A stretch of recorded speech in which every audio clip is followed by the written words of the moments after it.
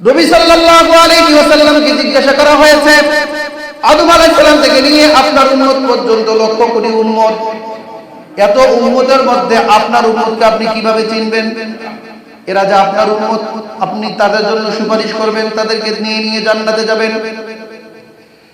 নবীজি এই যে উদাহরণ দিয়েছেন, عن أبي هريرة رضي الله تعالى عنه قال سمعت رسول الله صلى الله عليه وسلم يقول إن أمتي يأتون يوم القيامة غرا محجلين من أثر الوضوء নবীজি বলেন যে আমার উম্মতরা ইয়াতুনা ইয়াউমাল কিয়ামা, যখন তারা কিয়ামতের মাঠে উপস্থিত হবে, গুররান মুহাজ্জালিন মিন আসারিল ওযু, যে এরা দুনিয়াতে ওযু করার কারণে, ওযু করে নামাজ পড়ার কারণে আল্লাহ তাআলা তাদের চেহারার মধ্যে, এই অঙ্গ প্রত্যঙ্গের মধ্যে একটা উজ্জ্বলতা দিবেন। এই উজ্জ্বলতার কারণে ওযুর অঙ্গগুলো ঝলমল করতে থাকবে। বলুন সুবহানাল্লাহ।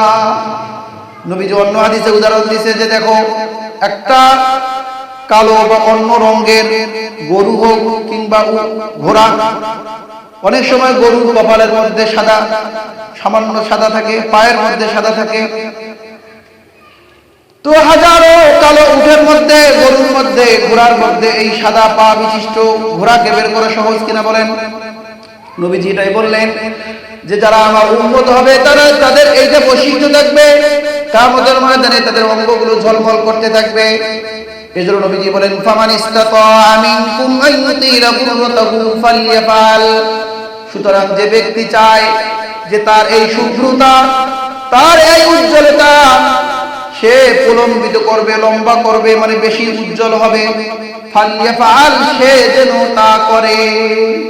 তার মানে যে যত বেশি ওযু করবে জীবনে, তার অঙ্গ তত বেশি ঝলমল করতে থাকবে। ওযু করার ফজিলত সম্পর্কে এসেছে ইবনে মাজাহ শরীফের 470 নম্বর হাদিস, আন উমর ইবনুল খাত্তাব রাদিয়াল্লাহু তাআলা আনহু قال